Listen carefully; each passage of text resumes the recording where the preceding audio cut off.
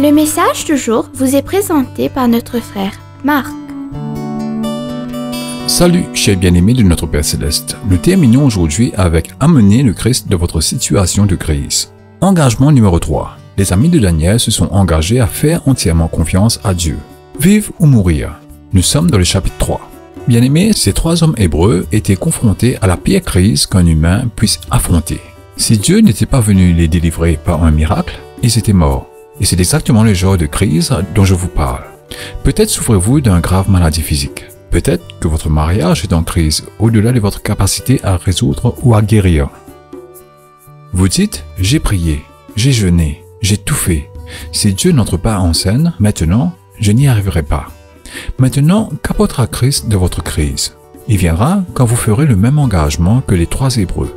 Ils dirent au roi, notre Dieu que nous servons est capable de nous délivrer de la fournaise ardente, et il nous délivrera. Mais sinon, sachez que nous ne servirons pas tes dieux, ni n'adorerons pas l'image d'or que tu as érigée. Daniel chapitre 3 versets 16 à 18. Bien-aimés, c'est le genre de foi qui réjouit les anges et bénit le cœur de Dieu. C'est une foi qui dit, Seigneur, je suis convaincu, pleinement persuadé que tu es capable de me délivrer. Si tu prononces juste un mot, tout sera fini. Mais sinon, je ne vais pas m'enfuir. Je ne t'accuserai pas de m'abandonner. Je resterai ferme et fidèle. Tes voies sont plus élevées que les miennes, Seigneur. Et ma vie est entre tes mains. Peu importe ce qu'il m'arrive, je te fais confiance. Et c'est ce qui amène Christ de votre crise. La pleine confiance qu'il est capable de vous sauver et de nous délivrer de toute crise. C'est une confiance que, peu importe ce qui arrive, nous sommes entre ses mains. Bien-aimés, avant de conclure, je voudrais clarifier cela pour vous. Essayez de comprendre. Dieu aurait pu délivrer ces 3 hommes de plusieurs manières. Il aurait pu simplement faire changer le pensée du roi. Il aurait pu leur permettre de s'échapper. Après tout, Moïse s'était échappé, comme Joseph et David.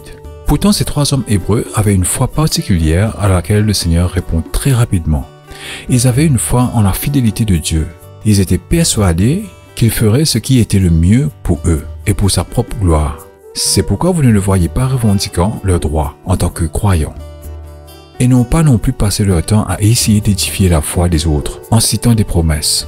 Non, ils sont allés avec une dignité tranquille vers la fournaise, en disant « Dieu est capable ». Mais sinon, ... La plupart d'entre nous n'ont pas une foi qui utiliserait des mots audacieux comme ces hommes.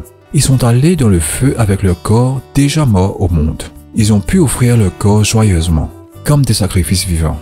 Et Jésus les a littéralement rencontrés dans leur crise. Quelle récompense incroyable d'avoir le Christ marchant avec eux dans leur période la plus difficile.